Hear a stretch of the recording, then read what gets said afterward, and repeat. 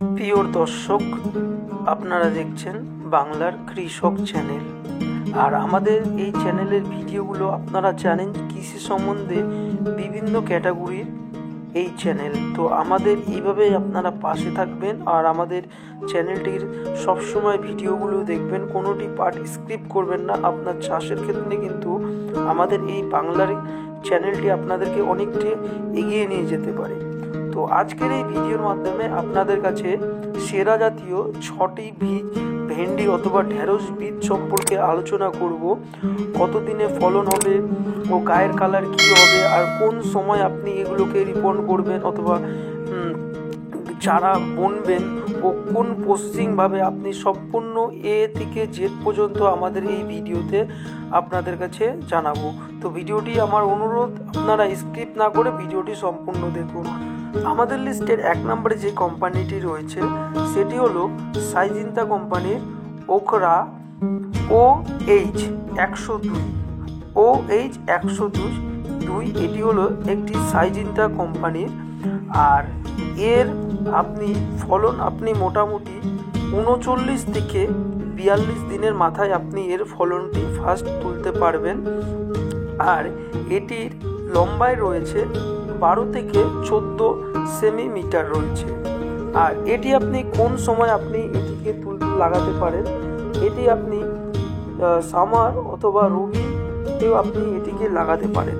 এই দুটো সময় কিন্তু আপনি দুটো রোপণ করতে পারেন। এই দুটি কালে সামার ও রবি সিজনে আপনি এই দুটোকে লাগাতে পারেন।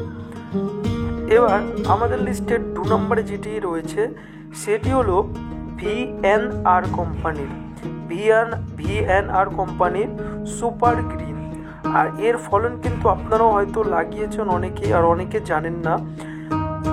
এই VNR কোম্পানির সুপার গ্রিন এর কিন্তু মার্কেটে একটি ভালো টার্ন রয়েছে এই শীতকালে।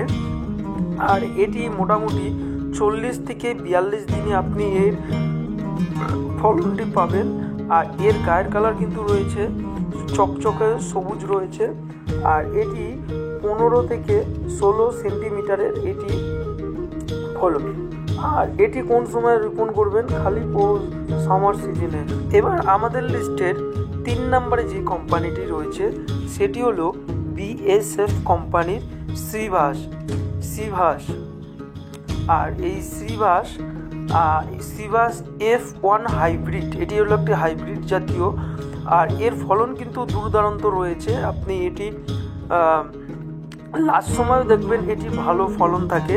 আর এটি হারভেস্টিং হয়ে দাঁড়াবে, আপনার গাছে ফলন আসবে 45 থেকে 50 দিনে আপনি এর ফার্স্ট ফলন পাবেন। আর এর লম্বায় রয়েছে 13 থেকে 17 সেন্টিমিটার। আর এটিরও কিন্তু গায়ের কালার রয়েছে গাঢ় সবুজ।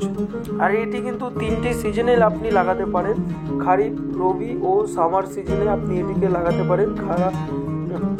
আর এটির কিন্তু মার্কেটে একটি ভালো চাহিদা রয়েছে, আপনি এটিকেও লাগাতে পারেন। এবার আমাদের লিস্টের 4 নম্বরে যে কোম্পানিটি রয়েছে সেটি হলো নামধানি কোম্পানির NS 862। আর এর ফলন আপনাকে 43 থেকে 50 দিনে প্রথম ফলন আপনি এর তুলতে পারবেন।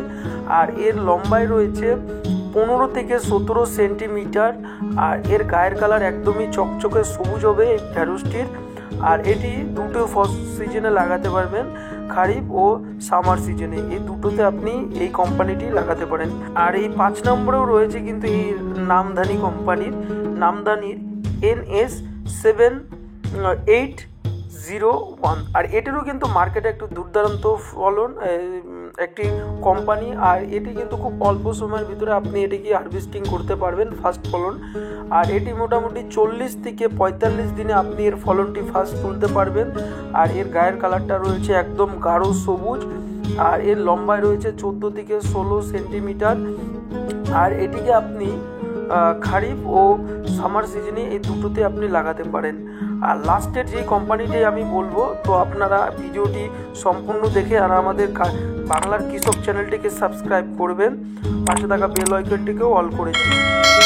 তো আমাদের লাস্টের যে কোম্পানিটি রয়েছে সেটি কিন্তু দুর্দান্ত ফলন আর মার্কেটে এর ডিমান্ডও বেশি। তো চলে এলাম 6 নম্বর জাতটি, সেটি হলো অ্যাভেন্টা কোম্পানির গোল্ড সিড। অ্যাভেন্টা কোম্পানির গোল্ড সিড রাধিকা। আর এই রাধিকা কিন্তু আপনারা হয়তো অনেক কম বেশি সবাই জানেন। এই রাধিকার, যারা জানেন না, এই রাধিকা কিন্তু একটা দুর্দান্ত একটি চাষ।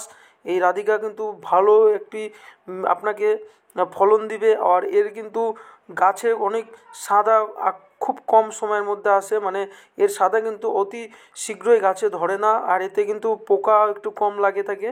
তো আপনি এই রাধিকা কিন্তু ব্যবহার করতে পারেন। আর এই রাধিকার মার্কেটে ডিমান্ডটাও খুব বেশি রয়েছে। আর এর ফলন মোটামুটি আপনি 40 থেকে 45 দিনে আপনি এটিকে হারভেস্টিং করে ফার্স্ট ফলন তুলতে পারবেন। আর এর গাছের লম্বায় রয়েছে 12 থেকে 17 সেন্টিমিটার রয়েছে। আর এটি মোটামুটি আপনি সামার ও খারিফ সিজন, এই দুটো সিজনে লাগাতে পারেন। আর এই হলো আজকের আমার ভিডিওটি।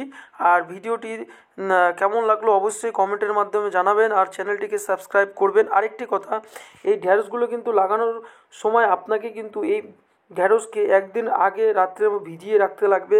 একটা ভেজা কাপড়ের মধ্যে আপনাকে এটাকে রেখে অথবা ছায়ের গাঁথতে হতে, অথবা দেখবেন গাছের মাথা যতক্ষণ ধরে না বেরোলে কিন্তু আপনি ঢ্যাঁড়স লাগাবেন না। আর ভিডিওটি কেমন লাগলো অবশ্যই কমেন্টের মাধ্যমে জানাবেন। ভিডিওটি এখানে শেষ করলাম, ধন্যবাদ।